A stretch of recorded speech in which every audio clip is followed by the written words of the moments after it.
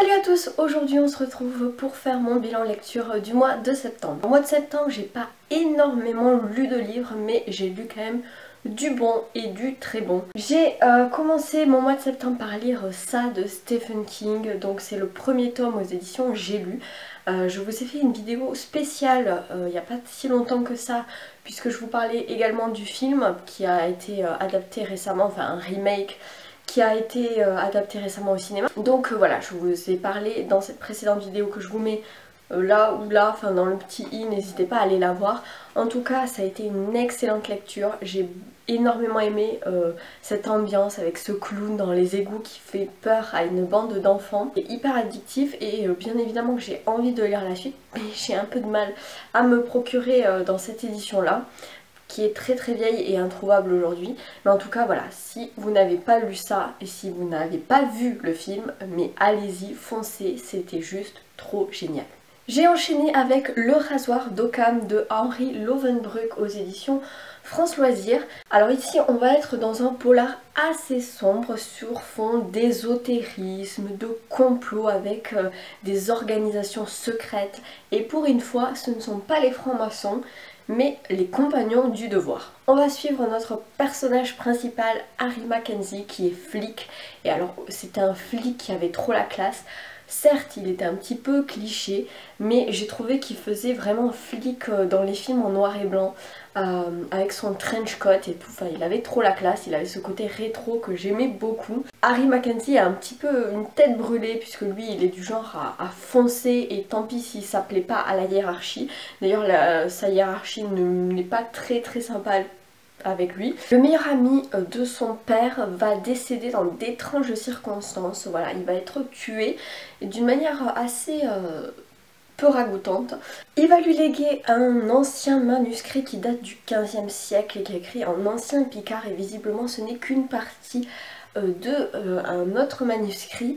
Et il va se rendre compte qu'il y a d'autres meurtres qui sont perpétrés avec le même modus operandi, et du coup il va essayer de savoir qui est-ce qui se cache derrière tous ces meurtres. Il va se rendre compte qu'en fait c'est des complots, des sociétés secrètes, et c'était vraiment super méga addictif. Vous le savez, Henri Lovenbruch, c'est un auteur que j'ai découvert cette année avec Nous rêvions juste de liberté, qui a été un immense coup de cœur pour moi, et du coup j'avais très envie de lire un autre livre de lui, et j'ai pas été déçue avec Le rasoir d'Occam, même si ce n'est que le premier tome d'une trilogie, et malheureusement je n'ai pas les deux autres tomes dans ma malle, mais je me les procurerai prochainement je pense.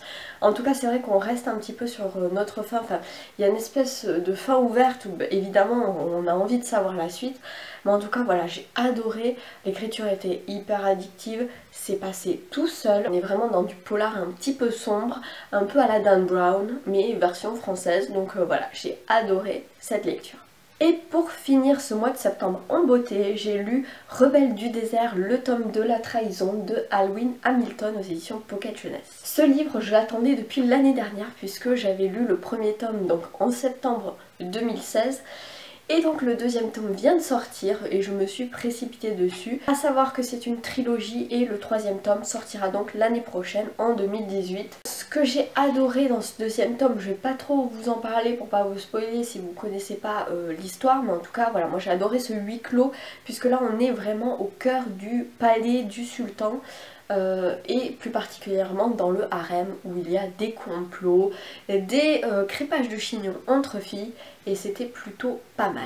Pour ceux qui ne connaissent pas, donc Rebelle du désert, on est dans une mythologie un peu à la mille et une nuits, très orientale, avec des djinns, de la magie, des croyances du désert. Voilà, et tout ça c'est sur fond de complot politique, puisqu'on va être avec le gouvernement du sultan qui ne fait pas l'unanimité, et il se trouve que un de ses fils, le prince rebelle, Ahmed, a décidé de monter une rébellion contre son père.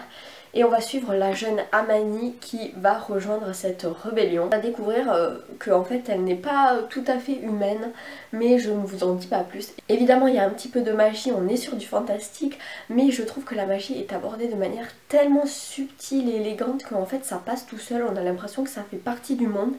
et c'est vraiment génial. L'écriture est hyper addictive, ça reste du young adulte, c'est tout à fait abordable, mais voilà, moi je trouvais que c'était assez original pour du young adulte parce qu'on est vraiment dans une mythologie très orientale, donc voilà.